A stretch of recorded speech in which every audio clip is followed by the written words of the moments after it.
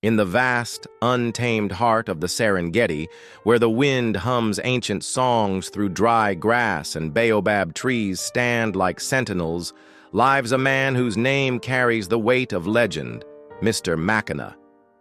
Now in his 80s, his back slightly bent by time but his spirit unshaken, Mr. Makana is no ordinary elder. He is a retired ranger, though no one who truly knows him would ever use the word retired. For more than 50 years he roamed these lands, guarding its creatures from harm, from the earliest morning calls of birds to the fading colors of dusk. As a young man, he had arrived with fire in his eyes and a rifle in his hand, not to conquer the wild, but to protect it. Over decades, that fire transformed into something deeper, a quiet devotion, the kind only time and hardship can forge. Where others saw predators, he saw families. Where some feared the dark rustle of tall grass, he walked without hesitation. The animals seemed to know him, not as a threat, but as a guardian. Herds of elephants passed him without panic. Zebras grazed calmly in his presence. Even the lions, the proud kings of the savannah, once stared at him with what some rangers swore was recognition. Among the local tribes, he is known not just by name but by reverence. Elders greet him with bowed heads. Children chase his old Land Rover, hoping for a wave or a story. And to the young rangers of today, the ones still learning the pulse of the land, Mr. Makana is more than a mentor. He is a living textbook, a reservoir of wisdom that no manual or map can offer. Despite the warnings of doctors and the protests of his aching bones, he still rises with the sun. Every morning he climbs into his rusty green Land Rover, its sides dented from years of faithful service. He drives alone through the wilderness, binoculars around his neck, a thermos of tea by his side, and the weight of a legacy behind him. To the animals, he is family. To the people, he is legend. To the Serengeti, he is its quiet, beating heart. The Serengeti, though breathtaking, is unforgiving. The sun here doesn't just shine, it scorches. Winds don't simply pass, they drag dust across the skin like sandpaper. And yet for Mr. Makana, this land is not a challenge, it is home. Each day begins with the same dry stillness, the kind that settles like a breath held too long. The horizon shimmers under the heat, and the sky is so wide it seems endless. An ocean of light and dust. Acacia trees twist and lean, shaped by decades of dry winds. The earth beneath them is cracked, thirsty, waiting for a rain that often never comes. In this parched wilderness, life persists. Elephants march in patient herds, their trunks brushing against Makana's Land Rover as if greeting an old friend. Zebras graze cautiously, always alert, always listening. In the tall grass, lions rest under shade, their golden coats blending into the earth, their eyes half closed but never unaware. Makana watches them all with the stillness of someone who understands silence better than words. He often stops his vehicle, turns off the engine, and simply listens. No notes, no cameras. Just him and the sounds of life. A distant roar, the flutter of wings, the rhythmic beat of hooves on hardened ground. But it is the weaker animals that draw out something deeper in him. Injured, old, forgotten. These, he believes, need more than protection. They need compassion. Recently, a rare white rhino, wounded by a failed poaching attempt, had collapsed near the dry riverbed. The injury wasn't fresh, but infection had set in. Most would have written it off as lost, not Makana. Each morning he visits the rhino, bringing water, medication, and a soft voice. He kneels a few feet away, never too close to disturb it, but near enough for the creature to feel his presence. The rhino, once wild-eyed and wary, now lifts its head slightly when it hears his footsteps. A silent bond, carved in trust, has begun to form. It's in these moments, under the brutal sun, surrounded by dust and silence, that Makana is most alive. His eyes, old and tired, carry a quiet glow. A man not looking to be remembered, only to do right, one creature at a time. That morning, the Serengeti felt heavier than usual. The sky, usually a soft pastel blue at sunrise, was already turning, a blistering white. The forecast warned of temperatures soaring past 45 degrees ski, but Mr. Makana didn't flinch. His body may have grown frail, but his purpose remained solid as stone. He stood by his Land Rover, looking toward the horizon with tired yet determined eyes. The injured white rhino had not left his thoughts since yesterday. The creature's deep wound still looked raw and infected, its breath slow, labored. Others had suggested letting nature take its course, but not Makana. He had made a promise, silent but unshakable, to not let it suffer alone. Elijah and Musa, the two young rangers, pleaded with him not to go alone. "Baba, the heat is dangerous. Let us go," Elijah urged. Makana simply smiled, his weathered hand resting on Elijah's shoulder. "If I stop now, the bush will forget me," he said softly, then climbed into his dust-covered Land Rover and drove off. The tires rolled slowly across the brittle grassland, kicking up little clouds of dust.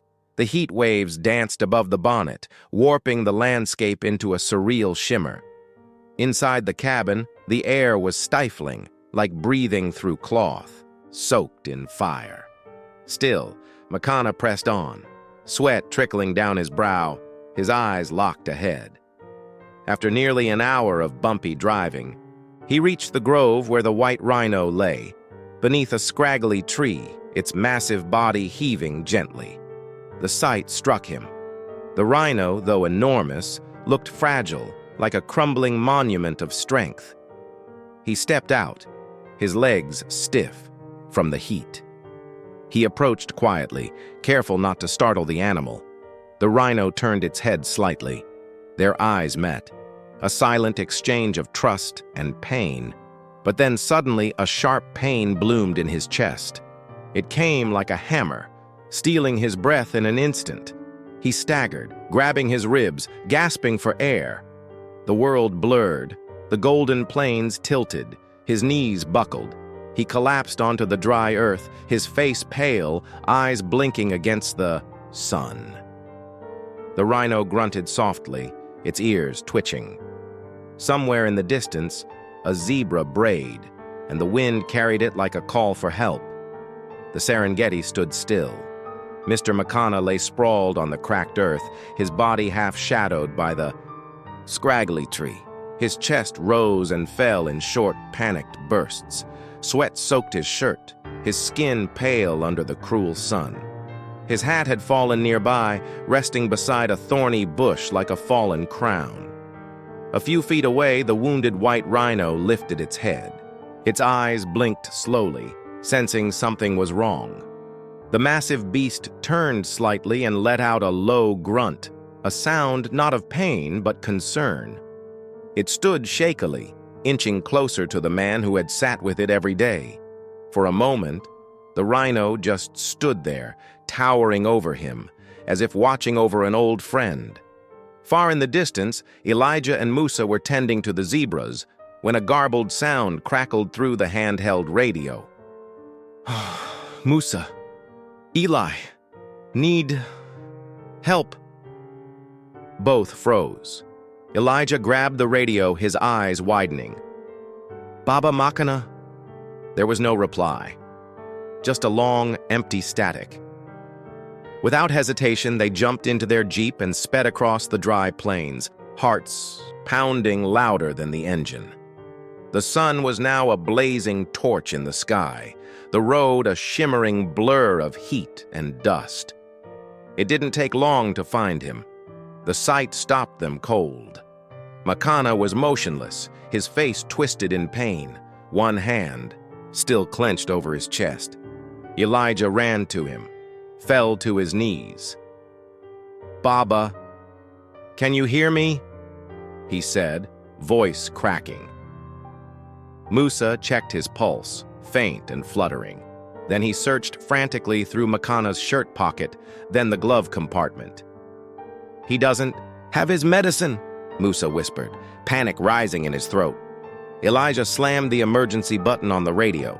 "Base, this is urgent. Oh, we need a medic team now. He's down, repeat, he's down." Every ranger within range heard the call. Operations halted, patrols stopped. All attention turned to him. The response vehicle began speeding their way, but the minutes stretched like hours.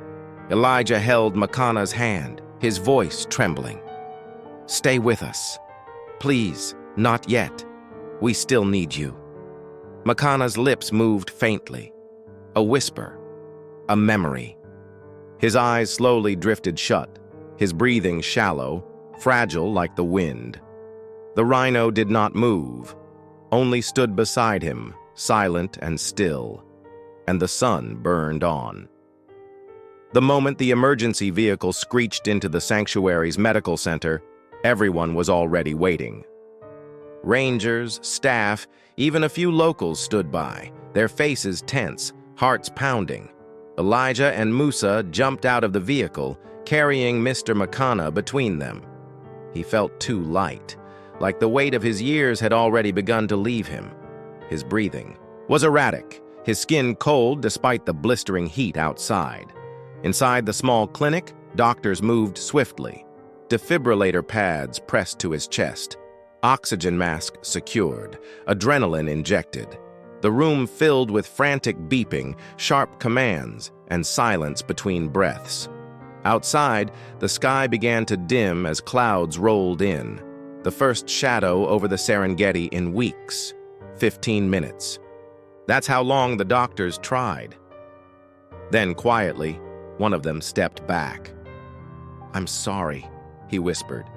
His heart, it stopped too long ago. The words dropped like stones. Outside, Elijah sank to his knees, hands trembling, eyes wide, in disbelief. Musa stood frozen, jaw clenched, holding back tears like a dam about to burst. Word spread like wildfire. From rangers in distant watch posts to tribal elders in nearby villages, Mr. Makana was gone. That night, the sanctuary was silent. No patrols, no trucks. Even the animals seemed to sense the loss. A few zebras gathered near the fence, standing still. A lone giraffe lingered at the edge of the woods. The injured white rhino lay curled under its tree, its breathing slow, like mourning in its own quiet way. According to Makana's wishes, the funeral was to be held right there in the heart of the sanctuary, where he had walked every trail and named every hill. As dawn broke, people began arriving. Colleagues, villagers, old friends, even children who once sat on his lap to hear stories of lions and dust storms. His body lay on a wooden bed, wrapped in a traditional cloth beneath the central baobab tree. Incense drifted through the air, blending with the early morning mist. Elijah stood beside him, his hand never leaving the old man's wrist, still hoping for a miracle that would never come. Then, as the first light touched the earth, a deep roar echoed across the field. Every head turned. From the shadows of the sanctuary gate, a lone lion emerged. The lion walked with the grace of memory. Its mane was streaked with age, its body bearing the scar of a long-healed wound. The same wound Makana had once treated 15 years ago, when this very lion was just a frightened, injured beast caught in a poacher's trap. The crowd parted, stunned into silence. No one dared move. Elijah whispered, "It's him, the lion from the old story, the one Baba Makana saved." The lion stepped forward, calm and deliberate, as if pulled by a deeper instinct. It paused at the foot of the wooden bed, where Makana's body lay wrapped and peaceful. Then, in front of everyone, it lowered its head, a motion slow, solemn, and deeply human. Gasps echoed among the crowd. Even the wind had stopped. For a long moment, the lion stood still, only its chest rising and falling. Then it let out a sound, not a roar, but something quieter, deeper. A guttural cry from the earth itself. A mourning. Elijah felt his chest tighten. His voice cracked as he muttered, "He came to say goodbye." Tears streamed freely now, from hardened rangers, from the elders, from the children. No one questioned the moment. Even nature grieved. They carried Makana's body in a long, quiet procession through the sanctuary. The lion followed behind, not as a beast, but as a mourner. They stopped beneath a wide acacia tree on a small grassy hill, Makana's favorite resting spot. The grave was dug with care.